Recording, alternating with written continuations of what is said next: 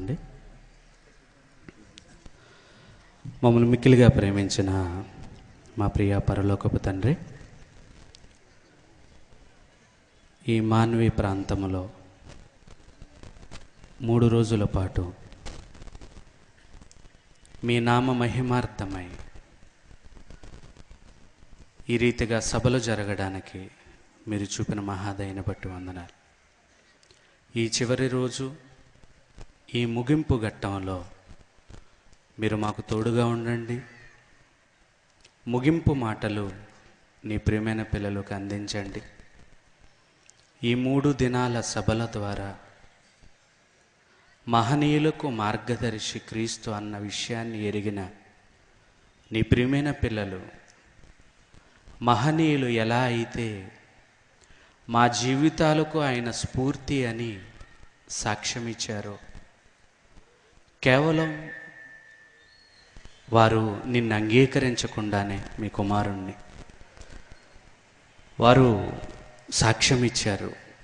ఈరోజు మీ కుమారుణ్ణి స్వంత రక్షకునిగా అంగీకరించిన మేము మహనీయులకు మార్గదర్శి క్రీస్తు అని సమాజానికి చాటి చెప్పే విధముగా నేటి క్రైస్తవ్యాన్ని సిద్ధపరచాలనే ఉద్దేశంతో అనేక మాటలు నీ కుమారులు డాక్టర్ లాజరస్ ప్రసన్నబాబు గారి ద్వారా గత 2 రోజులుగా వినిపించారు.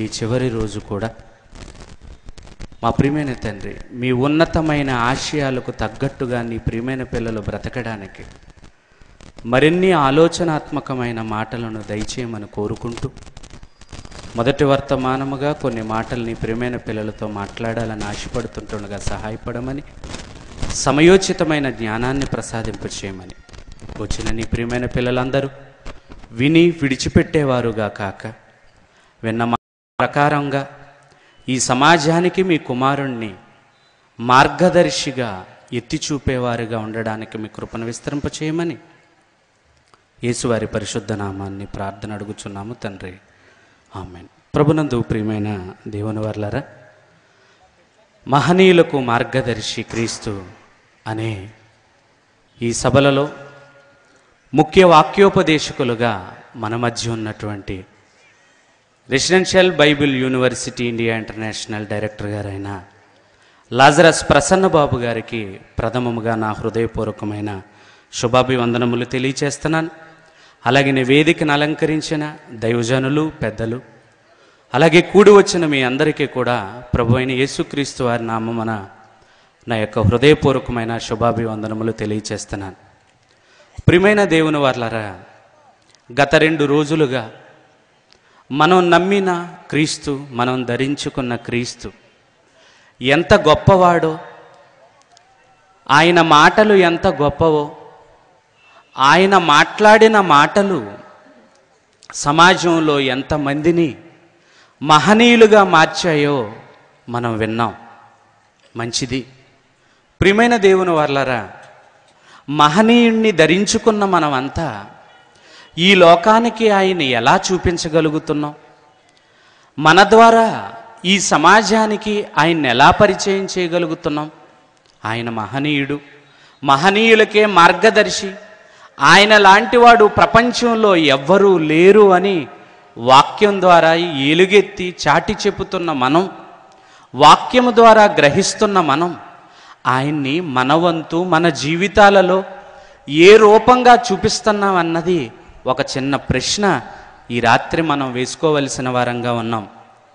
ప్రియమైన దేవుని వర్లారా, తన కుమారుణ్ణి లోకానికి పంపించి సిలువపై తన యొక్క శరీరాన్నంతటినీ మన కోసం ఇవ్వటంలో దేవుని యొక్క ముఖ్య ఉద్దేశం ఏంటి? మన ద్వారా ఈ సమాజంలో యేసుక్రీస్తు ప్రభుల వారిని ఏ రకంగా చూపించాలని ఆశపడుతున్నాడో ఒక్కసారి ఒక మాట చదువుకుందాం. పేతురు రాసిన మొదటి పత్రిక 2వ అధ్యాయము 9వ వచనం. పేతురు రాసిన మొదటి పత్రిక 2వ అధ్యాయము 9వ వచనం. అయితే మీరు చీకటిలో నుండి ఆశ్చర్యకరమైన తన వెలుగులోనికి మిమ్మును పిలిచిన వాని గుణాతిశయములను, ఈ మాట మీరంతా అండర్లైన్ చేసుకోవాలి. మహనీయులకు మార్గదర్శి అయిన ఆ మహనీయుణ్ణి స్వరక్షకునిగా కలిగిన నువ్వు నేను, ఆయన ద్వారా రక్షణ భాగ్యాన్ని కలిగిన నువ్వు నేను, మనల్ని రక్షణలోనికి నడిపించి తన కుమారుని రక్తము ద్వారా మన పాపాన్నంతటిని కడిగి పవిత్రునిగా చేసి తన కుమారునిగా కుమార్తెగా మనల్ని ఆయన స్వీకరించటంలో ఆయన ఉద్దేశం ఏంటంట? అయితే మీరు చీకటిలో నుండి ఆశ్చర్యకరమైన తన వెలుగులోనికి మిమ్మల్ని పిలిచిన వాని గుణాతిశయములను ఏం ప్రచురం చేయాలటండి? గుణాతిశయములను అనగా ఆ క్రీస్తును ధరించుకున్న మనం క్రీస్తు యొక్క క్యారెక్టర్ని చెప్పాలటండి, ఆయన యొక్క గుణాన్ని చెప్పాలటండి. ప్రియమైన దేవుని పిల్లలారా, ఎంతమంది ఆయనను ధరించిన వారు ఆయన గుణాన్ని చెప్పేవారిగా ఉన్నారు సమాజంలో. ఇంకో మాట చదువుదామండి.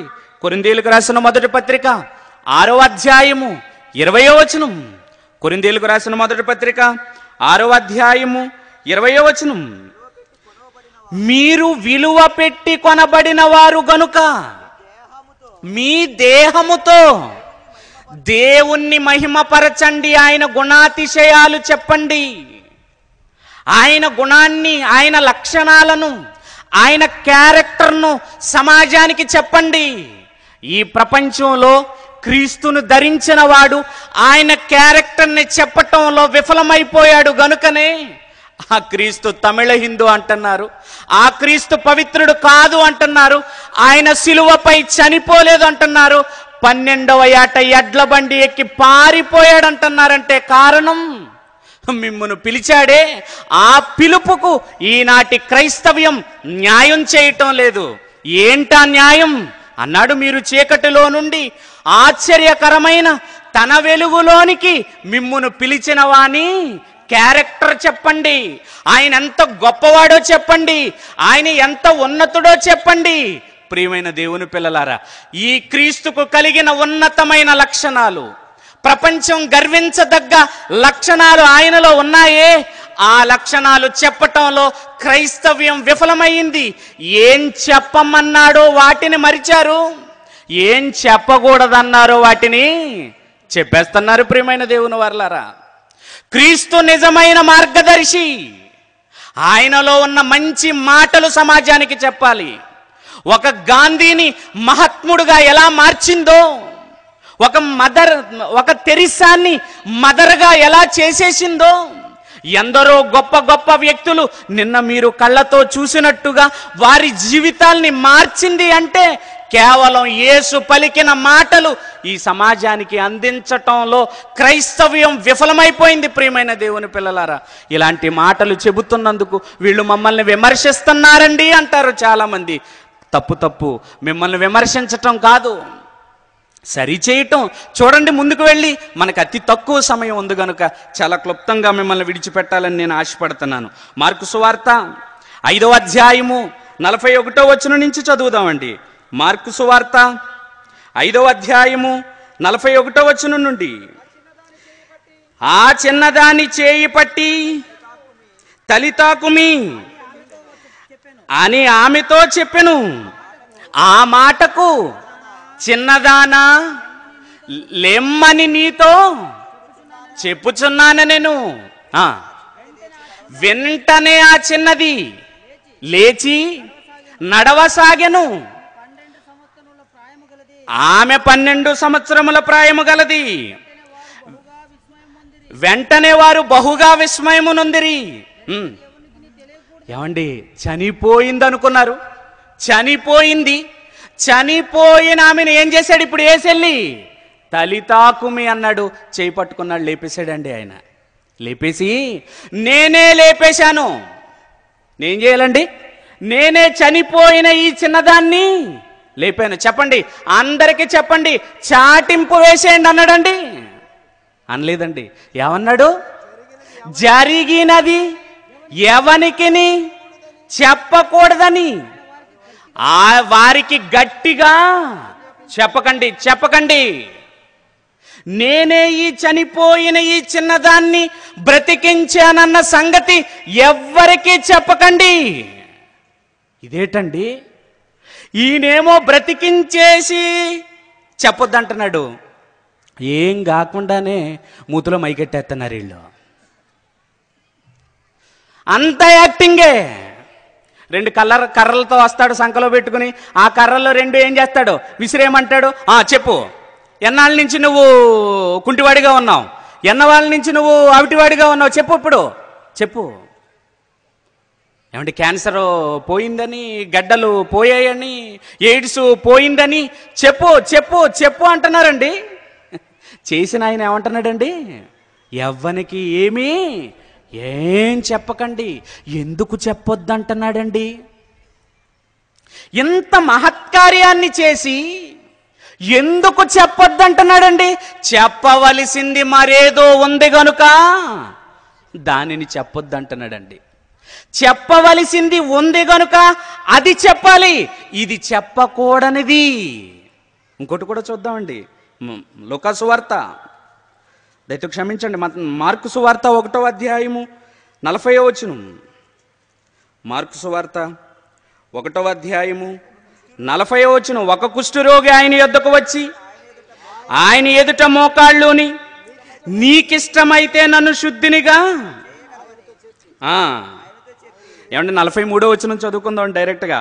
అప్పుడు ఆయన ఎవనితోనూ ఏమీ కుష్ఠరోగాన్ని బాగు చేసేసాడండి. ఈరోజు ఏమంటున్నాడో తెలుసా, అందరూ మా సంఘానికి 7 వారాలు రండి, 6 వారాలు రండి, 12 రండి అంటున్నారండి. ఇక ఈ జీవితాంతకాలం ఎన్ని వారాలైనా వెళ్ళడమే. కానీ కుష్ఠరోగిని, ప్రభువా నీకు ఇష్టమైతే నన్ను శుద్ధినిగా చెయ్యయ్యా అని ప్రాధేయపడినప్పుడు వెంటనే బాగు చేశాడండి, వెంటనే బాగు చేశాడండి. బాగు చేసిన వెంటనే ఏమంటున్నాడో తెలుసా, అప్పుడు ఆయన ఎవనితోనూ ఏమీ. ప్రియులారా, మీరు బాగా ఆలోచించాలి. ఇప్పుడు ఇంతటి మహత్కార్యాలను చేసి చెప్పకండి అంటున్నాడు. ఎందుకు చెప్పొద్దంటున్నాడో మరొక విషయాన్ని ఆలోచిద్దామండి. ఇప్పుడు యోహాను సువార్త 4వ అధ్యాయము 28వ వచనం. యోహాను సువార్త 4వ అధ్యాయము 28వ వచనం. ఆ స్త్రీ తన కొండను విడిచిపెట్టి ఊరిలోనికి వెళ్ళి, మీరు వచ్చి, ఏమండి కొండ విడిచిపెట్టి ఊరిలోకి వెళ్ళిపోతుందండి. అంతకుముందు మొత్తం ఆవిడ బయోడేటా అంతా చెప్పేశాడా? ఆమెకి ఎంతమంది పురుషులు ఉన్నతో సంబంధం ఉందో చెప్పేశాడు అన్ని. ఇప్పుడు అంటుంది, నేను చేసినవన్నీ నాతో చెప్పిన వాడు ఈయన, క్రీస్తు కాడా, మెస్సయ్య కాడా అని చెప్పేగానే అని చెప్పి ఆ కొండను విడిచిపెట్టి ఊర్లోనికి వెళ్ళిపోతుంది. వచ్చాడయ్యా మహానుభావుడు, మనిషి పాపాన్ని తీసేవాడు, పాప రోగంతో బాధపడుతున్న ప్రతి వాడి పాపాన్ని తీసేవాడు వచ్చాడు అని చెప్పడానికి వెళ్ళిపోతుంటే వెంటనే పిలిచాడండి ఆమెను వెనక్కి. అమ్మమ్మ ఎక్కడికి, కొండ ఎక్కడ పెట్టి వెళ్ళిపోతున్నావు నువ్వు, ఇట్రా అన్నాడా? పిలవాలి కదా. కుష్ఠరోగితో చెప్తున్నాడు, రే నువ్వు బాగానే కుష్ఠంతా పోగొట్టుకుని వెళ్ళిపోతున్నావు, నేనే కుష్ఠు బాగు చేశానని మాత్రం ఎవరికి చెప్పొద్దని వాడుతూ అన్నాడు. ఇక్కడ పాపాత్మురాలైన స్త్రీని, పాపపు బ్రతుకుతో ఉన్న స్త్రీని పాపపు బ్రతుకు నుండి విడిపించి తను చేస్తున్న పాపాన్నంతటిని తన కళ్ళకు కట్టినట్లుగా చెప్పి ఆ క్షణమే తన పాపాన్ని నుండి విడిపోయేటట్టుగా చేసి, నేను పాపిని, నా బ్రతుకుని తను మార్చాడు అని సమాజానికి చెప్పడానికి వెళుతున్నప్పుడు ఎందుకు ఆపలేదామెను? 39వ వచనం. నేను చేసినవన్నీ నాతో చెప్పిన మనిషిని చూడుడి, ఈయన క్రీస్తు కాడా. ఏమండి, మనిషి యొక్క మనస్సును బాగు చేసేస్తున్నాడండి. ఏమండి, ఎక్కడ జరిగిన సభలలోనైనా ఈ మాట వినపడుతుందా చెప్పండి ప్రియమైన దేవుని పిల్లలారా? ఏది చెప్పొద్దన్నాడో అది వేదికల మీద వినబడుతుంది, ఏది చెప్పమన్నాడో అది వేదికల మీద వినబడడం లేదు. కుష్ఠువాణ్ణి బాగు చేశాడు, చనిపోయిన బిడ్డను బాగు చేశాడు, ఎవరికి ఏమీ చెప్పకండి ఖండితముగా ఆజ్ఞాపించాడు. ఇదిగో ఈ పాపాత్మురాయిలైన స్త్రీని తన పాపాన్ని నుండి విడిపించి, అమ్మా ఎవరికి చెప్పకమ్మా నేను మార్చేసానన్న సంగతి, పాపం తీయగలిగిన వాడున్నాడన్న సంగతి చెప్పి ఇప్పుడు వెళ్ళి సమాజానికి. ఏ వేదిక మీదైనా నా పాపం పోయిందనే సాక్ష్యం విన్నారా మీరు? రోగం పోయిందనే సాక్ష్యం విన్నారా? యేసుని ఎలా పరిచయం చేస్తుంది? మహనీయులకు మార్గదర్శి అయిన ఈ మార్గదర్శకుణ్ణి ఈ క్రైస్తవ సమాజం ఎలా పరిచయం చేస్తుంది ఈ సమాజానికి? చెప్పవలసిన సంగతులతో పరిచయం చేసిందా? చెప్పకూడని సంగతులతో పరిచయం చేసిందా? అంటే చెప్పకూడని సంగతులతోనే పరిచయం చేసింది ప్రియమైన దేవుని పిల్లలారా. చెప్పకూడని సందర్భాలనే పరిచయం చేసింది. ఇంకొక మాట చూద్దాం. లూకా సువార్త 19వ అధ్యాయము 8వ వచనం నుండి. లూకా సువార్త 19వ అధ్యాయము 8వ వచనం నుండి. జక్కయ్య నిలువబడి, ఇదిగో ప్రభువా నా ఆస్తిలో సగము పేదలకు ఇచ్చుచున్నాను అనగానే, అయ్యి బాబాయ్ అంత పని చేయకు, నేను నిన్ను మార్చేశానన్న సంగతి నువ్వు ఎవరికి చెప్పకనడా? అనలేదు. నువ్వు మారిపోయావన్న సంగతి వీళ్ళందరికీ తెలియాలి. చెప్పు వెళ్ళి, మారిపోయానని తెలియాలి అంటున్నాడండి ఆయన.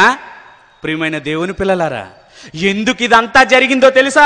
గలతీయులకు రాసిన పత్రిక 1వ అధ్యాయము 4వ వచనం నుంచి చదువుకుందామండి. గలతీయులకు రాసిన పత్రిక 1వ అధ్యాయము 6వ వచనం నుండి. క్రీస్తు కృపను బట్టి మిమ్మును పిలిచిన వానిని విడిచి భిన్నమైన వార్త సమాజంలో వినబడుతుంది. అందుకే క్రీస్తు విదేశీ బోధకుడు అంటున్నారు. అందుకే క్రీస్తు తమిళ హిందూ అంటున్నారు. అందుకే క్రీస్తు రక్తం పవిత్రమైంది కాదంటున్నారు. క్రీస్తు గురించి రకరకాల మాటలు మాట్లాడుతున్నారంటే ఏది సమాజానికి చెప్పాలో అది చెప్పనివ్వలేదండి. ఏది సమాజానికి చెప్పకూడదో అదే సమాజానికి ప్రకటింపబడుతుంది. ప్రియమైన దేవుని పిల్లలారా, ఒక మాట చదువుకుందామండి. హెబ్రీయులకు రాసిన పత్రిక 7వ అధ్యాయము 26వ వచనం. హెబ్రీయులకు రాసిన పత్రిక 7వ అధ్యాయము 26వ వచనం. పవిత్రుడును, క్యారెక్టర్ చెప్పాలండి. మనల్ని ఎందుకు పిలిచాడు? రోగం పోయిందని చెప్పడానికి కాదు, పాపం పోయిందని చెప్పడానికి. ఏం చెప్పాలంట? పవిత్రుడును, నిర్దోషియు, నిష్కల్మషుడును, పాపులలో చేరక ప్రత్యేకముగా ఉన్నవాడు. క్రైస్తవ సమాజం అంతా ఈ చెప్పకూడని భిన్నమైన సువార్తను ప్రక్కన పెట్టి ఆయన క్యారెక్టర్ను చెప్పగలిగితే, ఆయన గుణాన్ని చెప్పగలిగితే అదే చెప్పాడండి. రోమీయులకు రాసిన పత్రిక 1వ అధ్యాయము 19-20 వచనములో ఏమన్నాడు?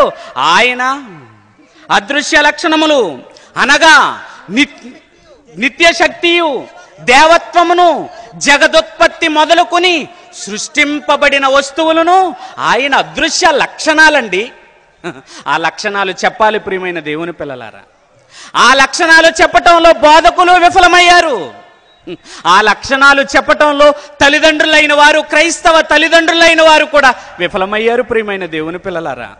దేవుని గురించి, దేవుని ఉన్నతమైన లక్షణాల గురించి ఈ సమాజానికి చిన్ననాటి నుండే నేర్పించగలిగితే క్రైస్తవ తల్లిదండ్రులందరూ ఈ సమాజంలో క్రీస్తుకు భిన్నంగా మాట్లాడేవాడి ప్రతి వాడి నోరు మూయించగలిగి ఉండేవాళ్ళమండి మనం అంతా. కానీ ఎవరికి తెలిసింది వాక్యం? ఎవరికి తెలియకుండా పోయింది వాక్యం. అందుకే అంటున్నాడు, నేను నీకు ఆజ్ఞాపించిన ఈ సంగతులు మొదట నీ హృదయములో ఉండాలి. ఉండాలి.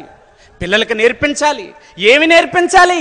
దేవుడు ఆ రోగం తీస్తాడు, ఈ మేలు చేస్తాడని కాదు, ఆయన లక్షణాలు చెప్పాలి ప్రియమైన దేవుని పిల్లలారా. ఆయన ఎంత గొప్పవాడో చెప్పాలి ప్రియమైన దేవుని పిల్లలారా. అలా చెప్పే నాయకులు సమాజంలో కరువయ్యారు. అలా చెప్పే సంఘ విశ్వాసులు కూడా కరువయ్యారు. కేవలం ఏమంటున్నాడో తెలుసా? యెషయా గ్రంథము 5వ అధ్యాయము 12వ వచనం. యెషయా గ్రంథము 5వ అధ్యాయము 12వ వచనం. వారు సితారా స్వరమండల తంబుర సన్నాయిలు వాయించుదురు గాని ద్రాక్షరసము త్రాగుచు విందు చేయుదురు గాని యెహోవా పనిని యోచించరు. యెహోవా పనేంటి? ఆయన లక్షణాలు చెప్పాలి, ఆయన క్యారెక్టర్ చెప్పాలి, ఆయనకున్న ఉన్నతమైన గుణగణాలు చెప్పాలి. అలా నేర్చుకున్న వారు ఎందరో, ఆ మాటలను చదివిన వారెందరో, ఆ గుణగణాలకి ఆకర్షింపబడిన వారెందరో ఆ మాటల ద్వారా మహనీయులుగా, మహాత్ములుగా మారిపోయారు. ఆఖరికి ఆ మాటలు చదివిన నేరస్తులు కూడా నేర శిక్ష నుంచి తప్పింపబడ్డారంటే ఆయనలో ఉన్న క్యారెక్టర్, ఆయనలో ఉన్న లక్షణాలు ఎంత గొప్పవి ప్రియమైన దేవుని పిల్లలారా. మరి నేటి క్రైస్తవ సమాజం ఆ మహనీయులకే మార్గదర్శి అయిన ఆయన గుణాలను చెప్పేటట్టుగా ఉన్నారా? చెప్పండి ప్రియమైన దేవుని పిల్లలారా.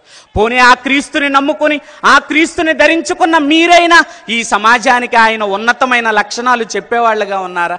ఆయన ప్రేమ, ఆయన దయ, ఆయన కరుణ, ఆయన వాత్సల్యత, ఆయనలో ఈ సమాజాన్ని కాపాడాలనే తృష్ణ, ప్రతి ఒక్కరిని పరలోకానికి నడిపించాలనే ఆలోచన, ఇన్ని లక్షణాలు ఆ క్రీస్తులో దాగి ఉంటే ఆ లక్షణాలన్నిటినీ సమాధి చేసి దేవుడు అది చేస్తాడంట, ఇది చేస్తాడంట అని సమాజంలో కళ్ళ బొల్లి మాటలు చెప్పి క్రీస్తుకున్న ఈ చక్కటి మార్గాన్ని తప్పుదోవ పట్టిస్తున్నారే తప్ప క్రీస్తుని సమాజానికి చక్కగా పరిచయం చేయటం క్రైస్తవ సమాజానికి అలవాటు పడలేదు. ప్రియమైన దేవుని పిల్లలారా, ఈ 3 రోజుల సభల ద్వారా వాక్యాన్ని విన్న మీరైనా నడుం కట్టండి, మీ క్రీస్తులో ఉన్న గొప్పతనాన్ని ఈ సమాజానికి చెప్పండి. ప్రియమైన దేవుని పిల్లలారా, ముందు మీరు నేర్చుకోండి, తర్వాత మీ గర్భాన్న పుట్టిన బిడ్డలకు ఆయన యొక్క క్యారెక్టర్ని మీరు విశదీకరించండి. ప్రియమైన దేవుని పిల్లలారా, ఒకవేళ మీరు చెప్పలేరా? మీ పిల్లలకు వాటిని నేర్పించలేరా? దేవునికున్న మంచి గుణాలను మీరు చెప్పలేరా? అయితే ఒక పని చేయండి, మీ కొరకే డాక్టర్ లాజరస్ ప్రసన్న బాబు గారు రెసిడెన్షియల్ ఓపెన్ యూనివర్సిటీని మీ కొరకే స్థాపించారు. మీకు ఇవ్వబడిన గర్భఫలాలను ఆయన చేతిలో పెట్టండి. ప్రియమైన దేవుని పిల్లలారా, ఈ మహనీయులకే మార్గదర్శి అయిన క్రీస్తుని సమాజానికి మీ పిల్లల ద్వారా ఎలా నేర్పించాలో కనీసం ఆయనన్నా నేర్పిస్తారు. ఆ పనన్నా చేయండి. మీరు నేర్పించక ఆయన చేతిలోనూ పెట్టకపోతే ఎలా ఈ సమాజాన్ని బాగు చేయగలమో మీరే ఆలోచించండి. ఒక మంచి నిర్ణయానికి రండి. ఈ సమాజానికి మార్గదర్శి ఆయనే అని క్రైస్తవులుగా మనమే గళమెత్తి చెప్పాలి. అలా చెప్పేవారుగా దేవుడు మిమ్మల్ని అందరినీ సిద్ధం చేయాలని కోరుకుంటూ ఈ నా మాటలు ముగిస్తున్నాను. ప్రార్థన చేసుకుందాం. ప్రియమైన తండ్రి, మీరిచ్చిన అవకాశాన్ని బట్టి వందనాలు. తండ్రి, నీ కుమారుణ్ణి లోకానికి పంపించారు. మీ కుమారుని ద్వారా ఎన్నో పాఠాలను మాకు నేర్పించాలని మీరు ఆశపడ్డారు. ఆ పాఠాలన్నిటినీ నేర్చుకుని ఆయన్ని ప్రపంచానికి ఒక గొప్ప వింతగా, వేడుకగా పరిచయం చేయాలి మేమే అని మమ్మల్ని ఈ లోకానికి పంపించారు. కానీ అడ్డగోలు విధానంలో నీ కుమారుని గురించి ప్రచారం జరుగుతుందే తప్ప మీరు కోరిన మేరలో, మీరు అనుకున్న స్థాయిలో ఆయనను ఈ లోకంలో పరిచయం చేయటంలో ఆయన నమ్మిన వారు ఎందరో విఫలమైపోయారు. కానీ మీ పక్షంగా పోరాడాలని, కష్టాలు, నిందలు, అవమానాలు ఎదురైనా తండ్రి, మీ కుమారుని యొక్క విలువలను ఈ సమాజంలో కాపాడి, మీ కుమారుని మీద చెడ్డగా మాట్లాడుతున్న ప్రతి ఒక్కరి నోరు మూయించి మా పిల్లల ద్వారా, మా ద్వారా మీ యొక్క కుమారుని యొక్క విజయ కేతనాన్ని ఎగరవేయడానికి ఈ 3 రోజుల సభల ద్వారా నీ ప్రియమైన పిల్లలను సమాయత్తం చేయడానికి ఏర్పాటు చేసిన ఈ సభలను బట్టి మీకు వందనములు, స్తోత్రములు తెలియచేసుకుంటూ తండ్రి, విన్న ఈ మాటలను విడిచిపెట్టక నిజముగా మీ యొక్క కుమారుని యొక్క కీర్తిని నలుదిశలా మీరు కోరుకున్న మేరలో, మీరు అనుకున్న ఆలోచనకు తగ్గట్టుగా మేము ఈ సమాజానికి పరిచయం చేయడానికి వచ్చిన 50 మంది నీ ప్రియమైన పిల్లలకు కూడా మంచి మనసును అనుగ్రహించమని కోరుకుంటూ తండ్రి, మరి మీ ప్రియమైన కుమారులు మా డైరెక్టర్ గారు మాట్లాడడానికి సిద్ధపడుతుంటుండగా కొంతసేపు వాతావరణాన్ని మీ ఆధీనంలో ఉంచమని కోరుతూ ఈ 2 దినాలు విజయవంతంగా జరిగించారు. ఈ చివరి దినాన్ని కూడా చక్కగా ముగించుకోగలుగుటకు మంచి అవకాశాన్ని మీరు మాకు దయచేయమని కోరుకుంటూ సభలను ఏర్పాటు చేసిన నీ ప్రియమైన పిల్లలను దీవించమని కోరుతూ యేసువారి పరిశుద్ధ నామాన్ని ప్రార్థన అడుగుచున్నాము తండ్రి. ఆమేన్.